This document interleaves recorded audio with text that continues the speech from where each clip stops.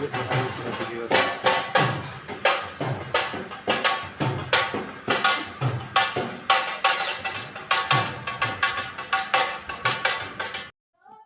Oil को drop करने जा रहे हैं उसके इम्तिहानी मरकज़।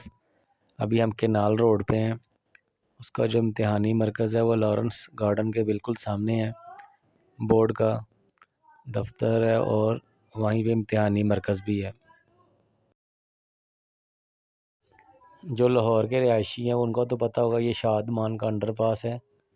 ये क्रॉस करने के बाद आगे एक चाइना चौक आएगा जहाँ पे एक फाइटर जहाज़ खड़ा है। उसके लेफ़्ट साइड पे फिर इम्तिहानी मरकज़ है।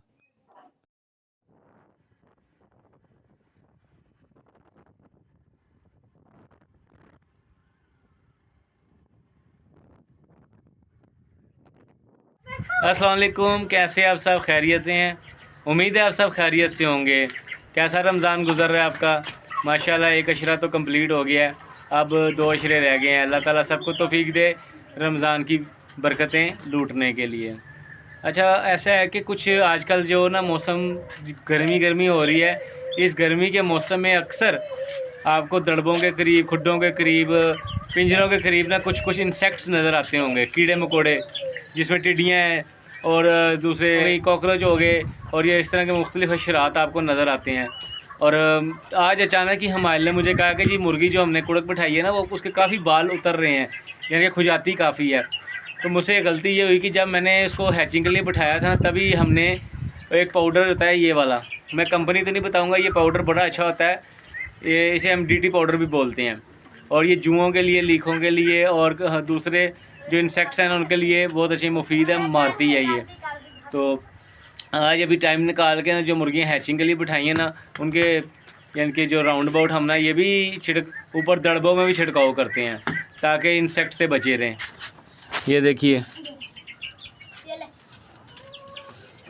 ये ला रखा है इनका।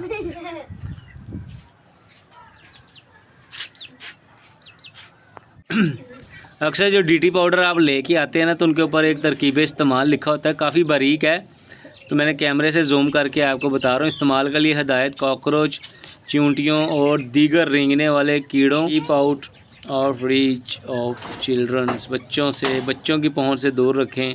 है जी आंट्स को, फ्लाइज मसलन जुएँ और सिल्वर फिश, ये भी अक्सर छोटे छोटे कीड़े आते हैं जानवरों के।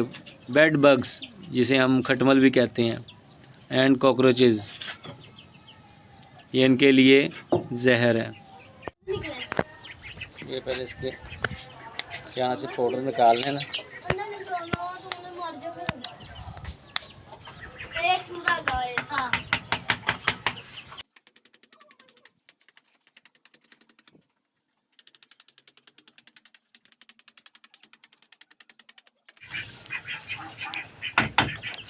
ये भी बनाने के लिए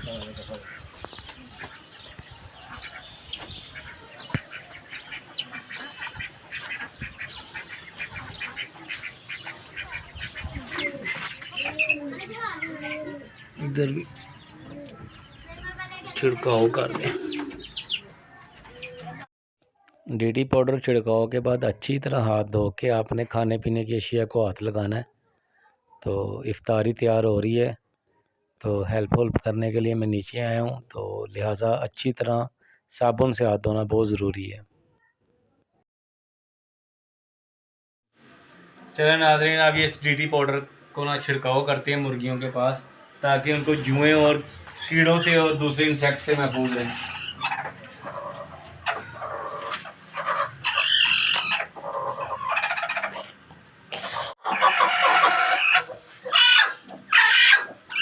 ओके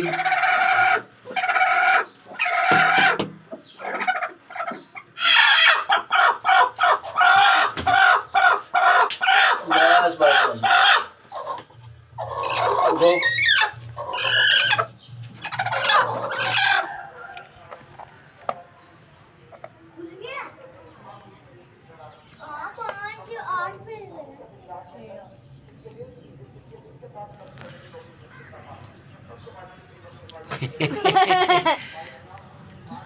ज़्यादा लग रहा है गुफरान।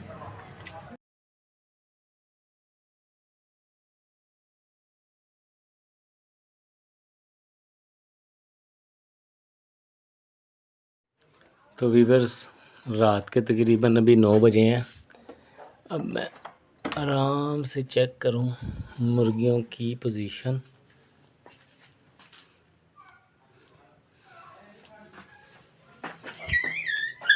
ओके ओके, ठीक ही है मेरी ह्यूमिडिटी। तो नाजरीन, ये था आज का मेरा व्लॉग। जो एक्टिविटियाँ रमज़ान में हो रही हैं, जैसे भी चल रहा है हमारा सिस्टम, तो स्टेप बाय स्टेप आपको हर प्रोग्रेस दिखा रहे हैं। ये दोनों मुर्गियाँ भी बैठी हैं माशाल्लाह। उसको तकरीबन यकम रमज़ान को बिठाए थे और आज 10 दिन हो गए हैं और इसको आज दूसरा दिन है। पहले मैं सोच रहा था कि यहीं पे इनका दाना पानी कर दिया करूं, लेकिन नहीं, क्योंकि जब ये अपना स्टोल पास करते हैं या फिर यूरिन पास करते हैं ना, तो फिर बहुत ज़्यादा स्मेल होती है। तो फिर उठा के इनको ना बाहर लेके जाना पड़ता है शेड पे। बस आपने दिल से दुआ करनी है कि अल्लाह ताला इन दोनों को काफ़ी सारे चूज़े दे दे, सारे बच्चे निकलें। तो अब मुझे दीजिए इजाज़त। अहद अली और अब्दुल रहमान दोनों सो गए हैं, क्योंकि रमज़ान है, सुबह सहरी के टाइम भी उठे होते हैं और जल्दी सो जाते हैं। और अब मुझे दीजिए इजाज़त। मेरा ब्लॉग पसंद आए तो काइंडली लाइक करें, शेयर करें और सब्सक्राइब करें। अब मुझे दीजिए इजाज़त। अल्लाह हाफिज़।